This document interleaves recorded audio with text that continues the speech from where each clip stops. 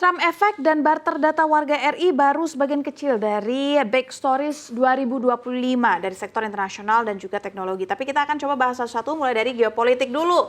Mbak Sefty, jadi apa aja sih yang terjadi di tahun 2025 gitu? Berita terpopuler apa terkait geopolitik yang menjadi perhatian utama selain tarif dagang? Ya di redaksi sih sebenarnya kalau ditarik secara garis besar ada 3 ya. Pertama pasti tentang Trump karena mempengaruhi ekonomi dunia. Lalu yang kedua tentang perang di mana-mana masih terjadi, bahkan eskalasinya lebih tinggi. Lalu yang ketiga adalah tentang bencana.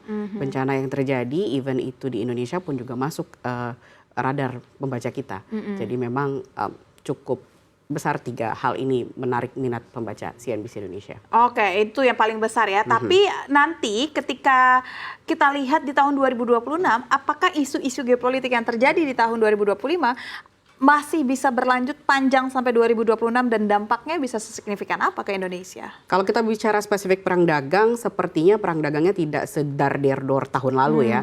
Mungkin akan lebih segmented ke China, ke negara surplus, atau ke hal-hal tertentu saja yang diinginkan oleh pemerintah AS. Kenapa? Ada beberapa hal. Salah satunya adalah tingkat persetujuan warga US terhadap Trump itu sekarang sudah turun signifikan, sangat kecil 38%. Jadi beberapa warga US merasa ada dampak yang signifikan dari tarif dagang sehingga itu membuat ekonomi mereka sulit. Terhambat. Ya, kalau perang-perang mungkin yang akan kita lihat Rusia Ukraina tidak begitu signifikan. Gaza juga sudah melandai, tapi akan kita lihat itu adalah eskalasi antara China dan Taiwan, eskalasi antara Korea Utara, Amerika dengan Venezuela, China dengan Filipina, dan juga Israel-Iran mungkin juga masih akan signifikan ke depan ya.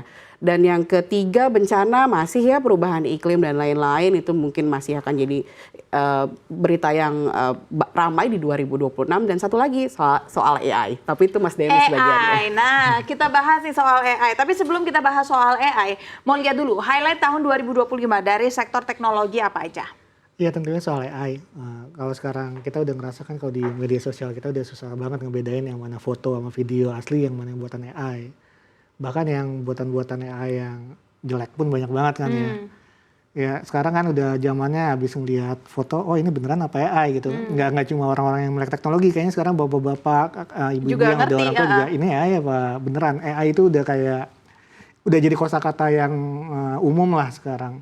Itu terus soal media sosial, perlakuan kepada media sosial sekarang kayaknya di masyarakat global udah mulai sadar kalau media sosial itu nggak bisa dibiarin begitu aja, dan perusahaan-perusahaan teknologi itu ya harus tanggung jawab, jangan semuanya diserahin ke kita gitu. Kesannya karena mereka cuma menyediakan platform, kita yang harus filter. Yang tanggung jawab harus orang yang baca dan orang yang harus buat gitu. Padahal sekarang mereka arahnya udah lebih ke siaran, bukan lagi meneruskan konten ya. Dan kedua di dalam negeri sih soal di industri telco dan internet sekarang udah ada konsolidasi besar-besaran, sekaligus ada yang namanya kesannya kayak decoupling, istilahnya agak misah, yang tadi ya dari hulu ke hilir itu dikerjain sama satu perusahaan, sekarang udah mulai lapisan-lapisannya udah kelihatan deh. Jadi di tiap lapis di industri internet ini mereka udah ada bisnis sendiri-sendiri.